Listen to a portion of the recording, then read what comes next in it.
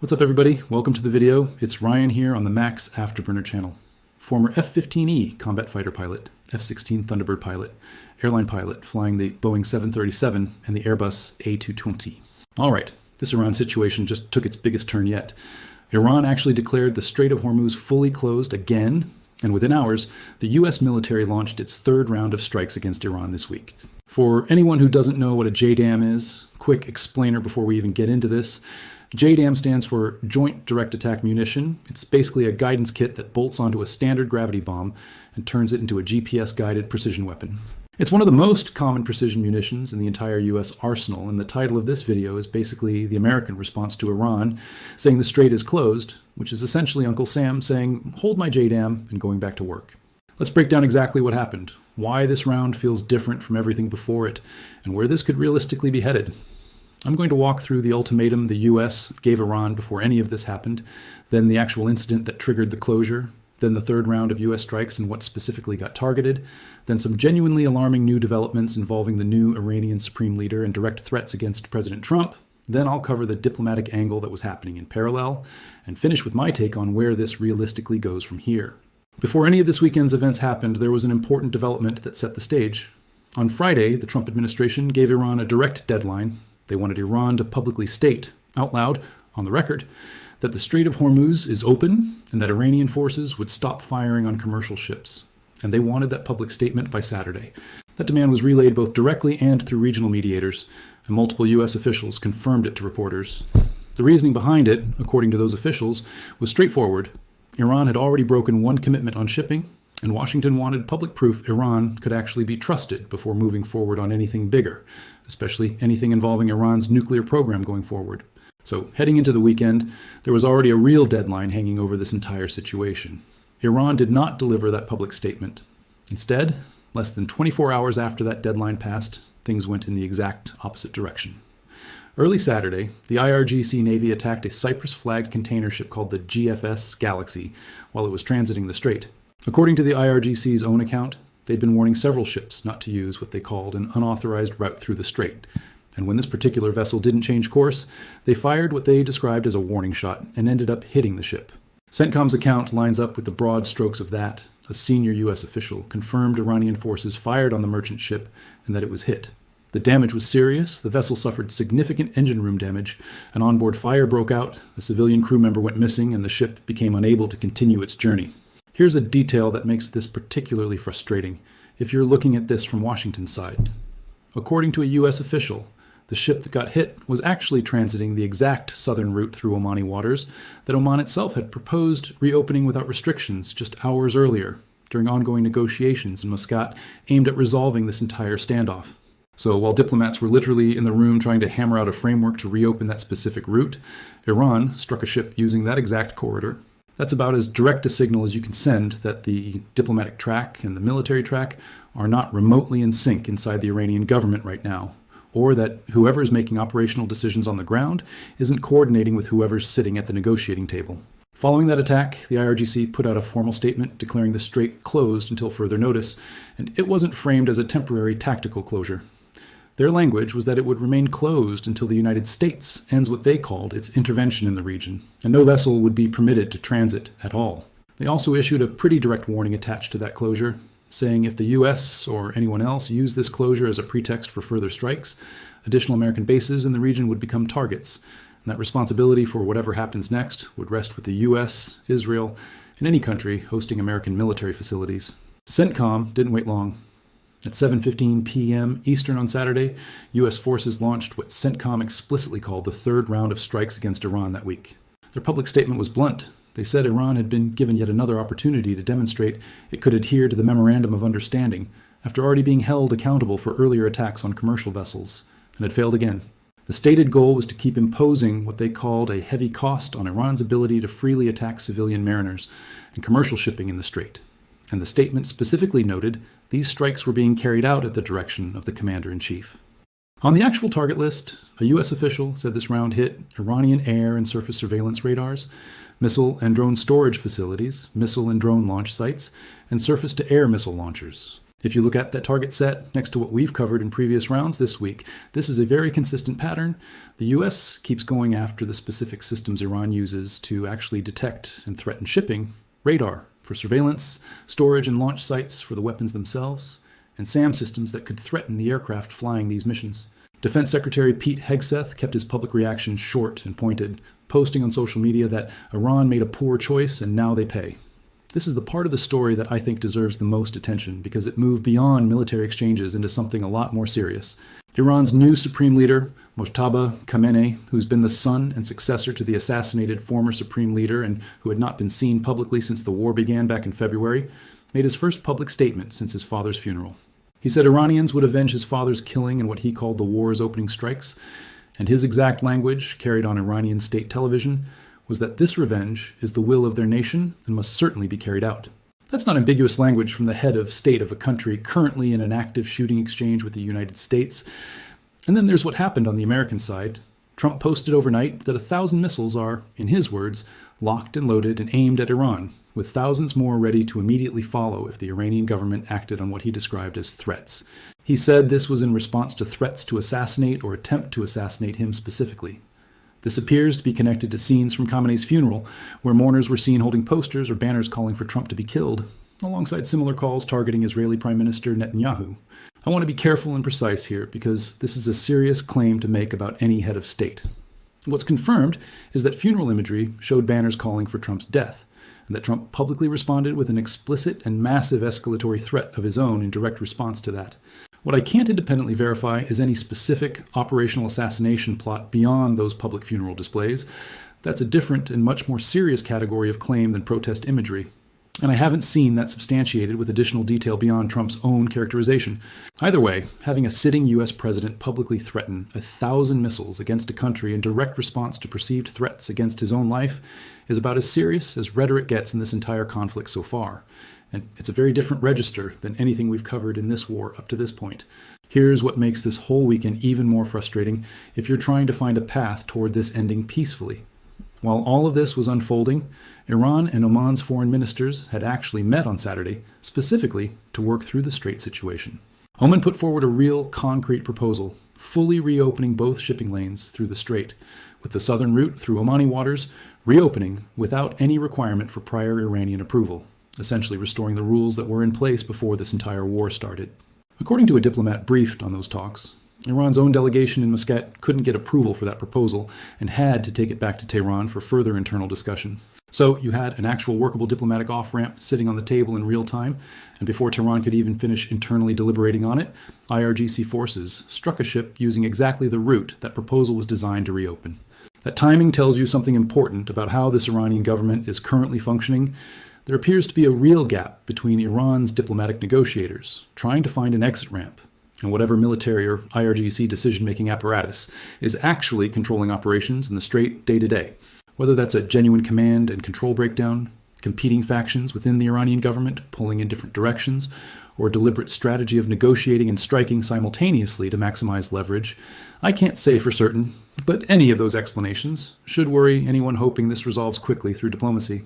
Separately, Iran's top diplomat, Foreign Minister Araghchi, added his own complaint into the mix, accusing the U.S. of violating the interim deal by ending the waivers that had allowed Iran to sell crude oil on the open market using U.S. dollars. Washington ended those waivers specifically in response to the earlier ship attacks in the strait. Araghchi's response on social media was that there can only be mutual compliance, which is a pretty clear signal Iran views the economic sanctions.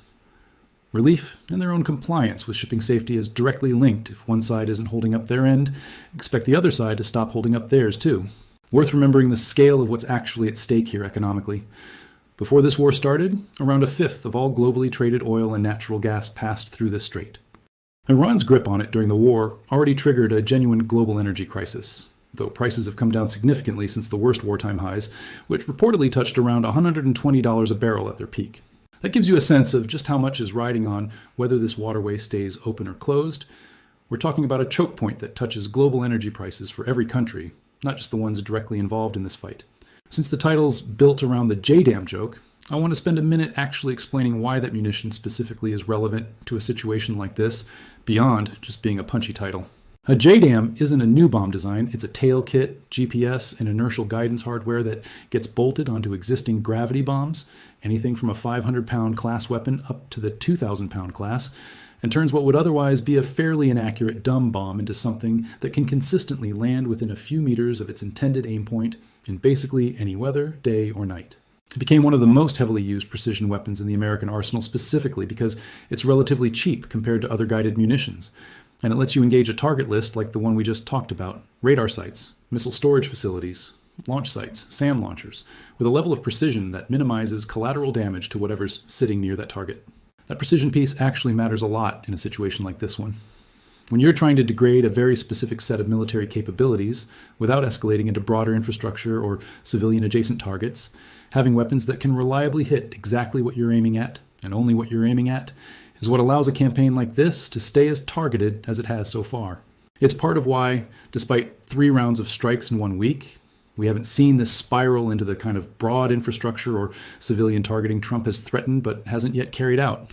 The munitions being used are built specifically to allow that kind of restraint if the people directing the strikes choose to exercise it.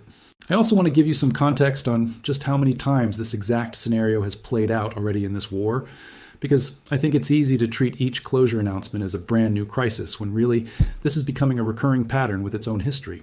Iran first declared the strait closed all the way back on March 4th in the early days of this war, and even then it wasn't a clean, total closure. Iran carved out exceptions almost immediately for ships from countries it considered friendly. Malaysian vessels got allowed through in early April.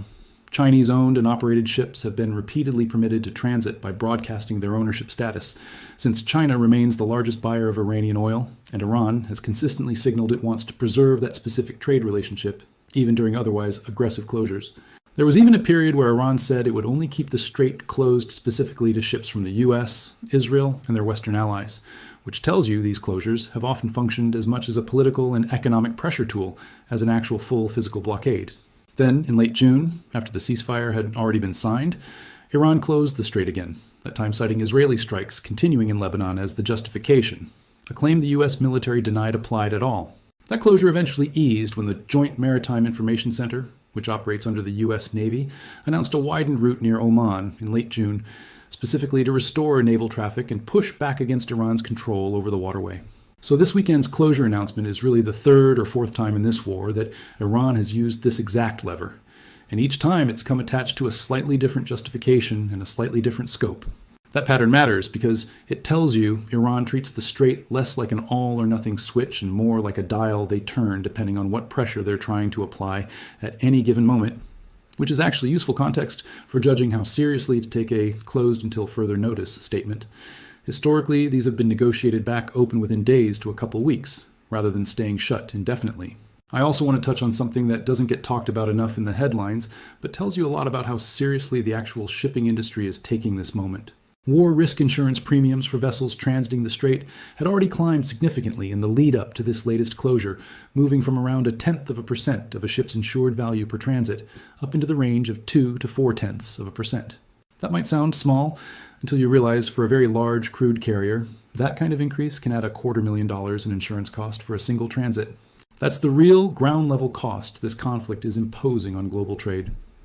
Regardless of what happens politically, shipping companies and their insurers are pricing in real risk right now, not hypothetical risk, and that cost eventually gets passed down the entire supply chain to consumers everywhere, not just in the countries directly involved in this fight.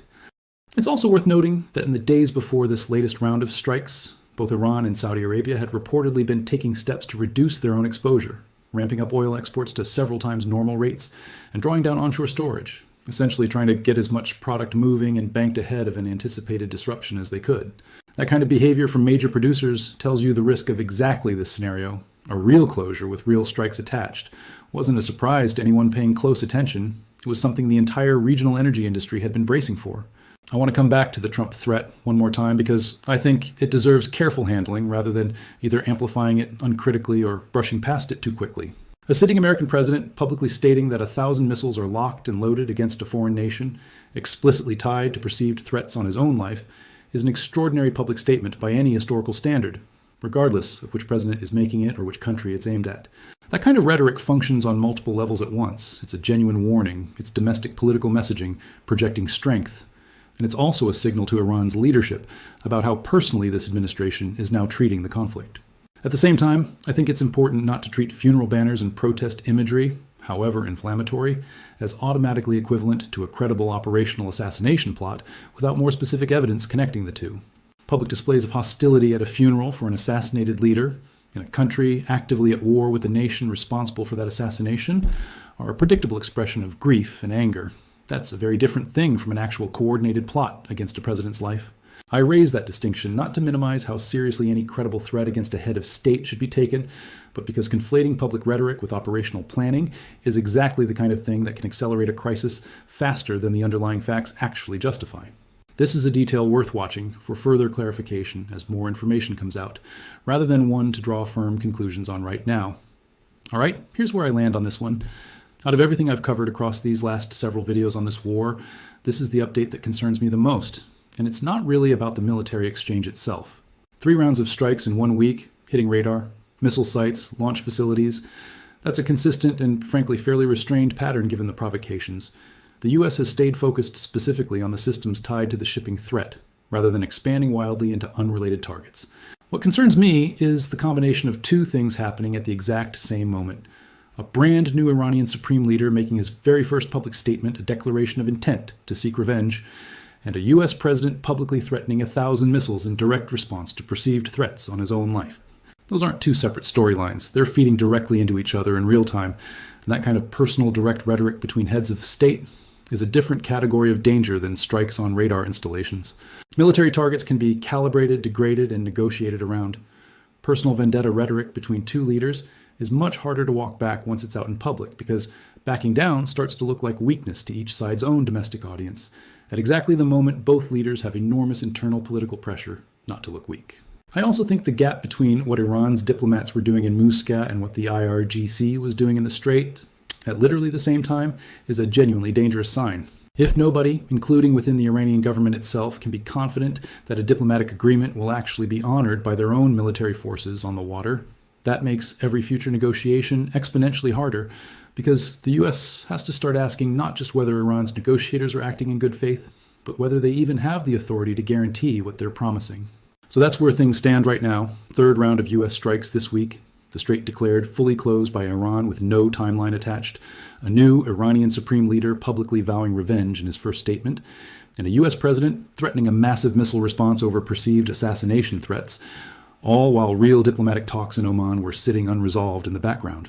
This is genuinely one of the more volatile points in this entire war so far, and I'll be watching closely for whether Iran's delegation in Tehran actually approves that Omani reopening proposal, or whether this keeps spiraling before anyone gets back to the table.